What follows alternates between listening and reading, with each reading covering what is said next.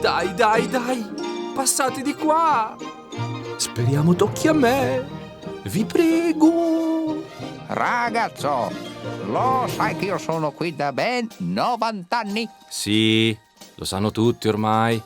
Era il 1950 quando presero Bruno, ma l'archivista scivolò dalle mani giù, uscirono tutti i fogli, poveretto.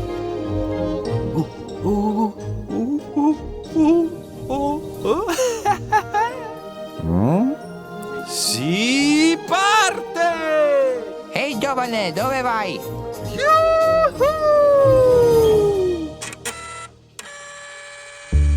In molti ci siamo chiesti come fosse il luogo dove vengono conservate tutte le pratiche edilizie.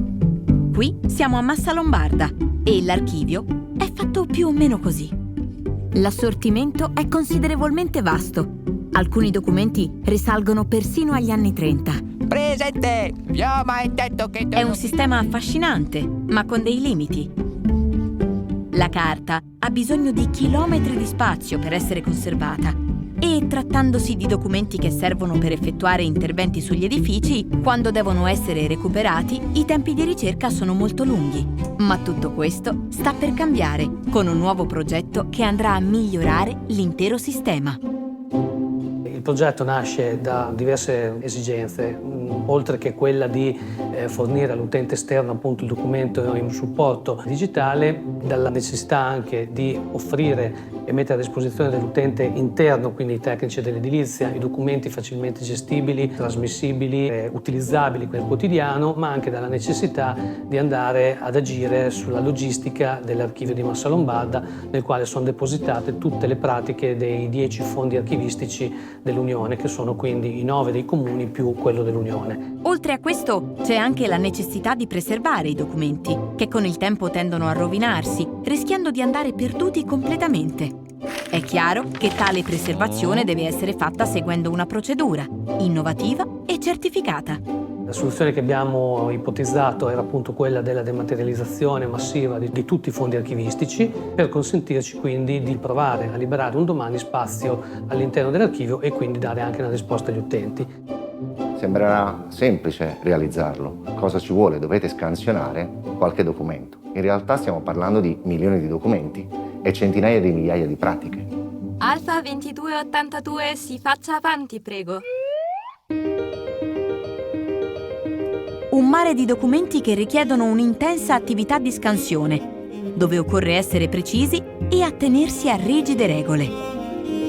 Ancora più importante è l'attività di descrizione della documentazione, perché alla fine se no ci troveremo davanti a una collezione di oggetti digitali ma che non comunicano, non parlano tra loro e non ci possono raccontare tutta l'attività che ha portato alla creazione di una pratica.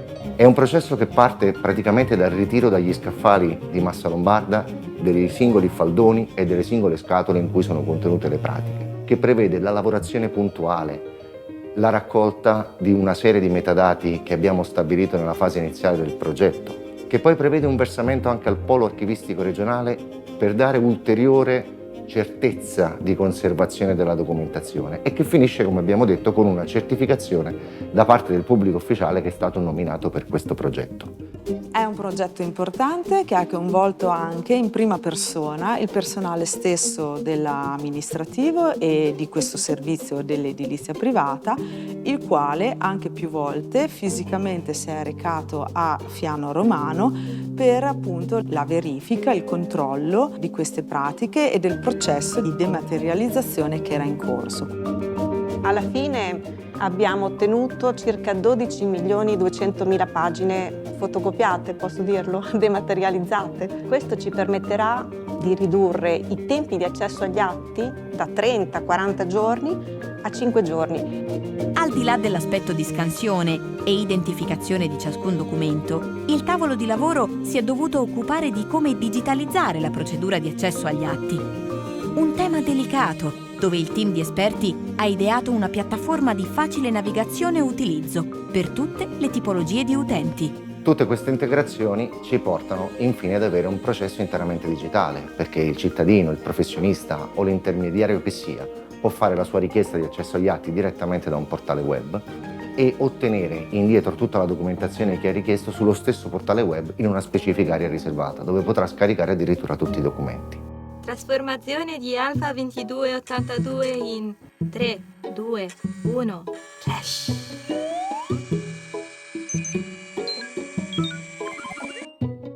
Il risultato è una procedura molto più snella. L'utente accede al portale online e, dopo essersi autenticato con SPID, effettua la richiesta di accesso ai documenti. Tramite PagoPA può effettuare il pagamento del servizio. Il sistema prende in carico la richiesta e nel giro di pochi giorni l'utente otterrà i documenti necessari.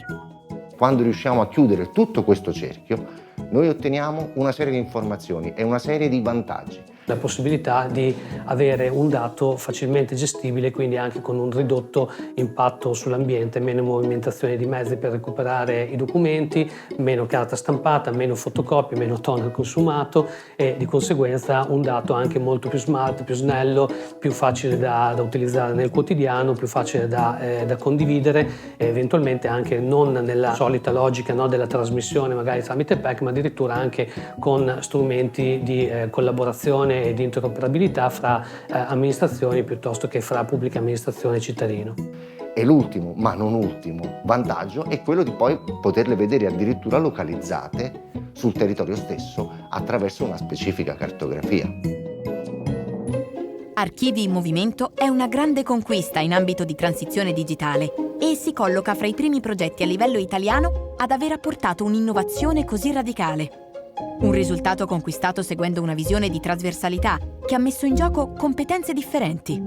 Un progetto trasversale, un progetto eterogeneo, un progetto multidisciplinare che ha portato dei benefici sia in termini concreti dal punto di vista degli obiettivi, ma anche un progetto che ha legato le persone. A me è piaciuta molto anche la parte emotiva di questo progetto. A me è capitato, con 227.000 pratiche che sono state dematerializzate, un giorno di imbattermi nella pratica della mia abitazione del 1940, la prima pratica. E sono rimasta senza parole, quasi mi veniva da piangere.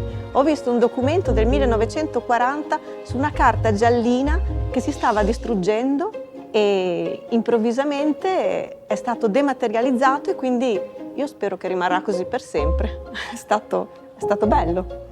Il fatto di avere il servizio digitale e il documento digitalizzato non è un vero e proprio punto d'arrivo, ma potrebbe essere una sorta di punto di transizione che ci porta poi a sviluppare ulteriori servizi lato utente che possono avere effettivamente un vero valore aggiunto per l'ente.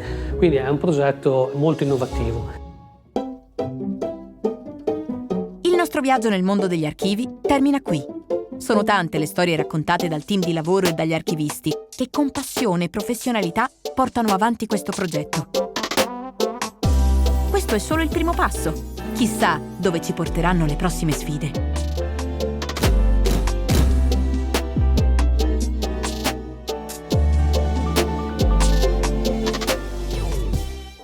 Molto impegnativo, ma devo ringraziare tutti i miei collaboratori perché sono riusciti in brevissimo ma chi è che sta tempo ancora a risolvere parlando? tanti problemi È Alberto Fiore. che avevamo, Sono parte 10 ore che sta andando avanti. Basta Alberto! È ora di chiudere! No, aspettate un attimo, perché secondo me c'è una cosa che assolutamente è il caso di sottolineare. Vi posso garantire che nel momento in cui abbiamo deciso di costruire la struttura dei dati da importare all'interno del gestionale dell'area territorio è stato un momento fondamentale perché bisognava accelerare tutto il processo. Voi immaginatevi un file di interscambio che può essere un XML o un CSV con milioni di documenti, non con centinaia di migliaia di documenti. Quindi immaginate il software che deve leggere pian piano, importarli tutti quanti dentro. Guardate, è stato uno dei momenti secondo me più importanti perché lì si giocavano molto i tempi. Sì, andate. Sì, non vi preoccupate, spengo io, chiudo tutto quanto io. Sì, quindi localizzare correttamente le pratiche, perché poi non è che gli indirizzi che sono presenti nelle pratiche originali vadano bene, ma una delle cose più difficili è stata per esempio coordinare tutti i fornitori tecnici che avevamo.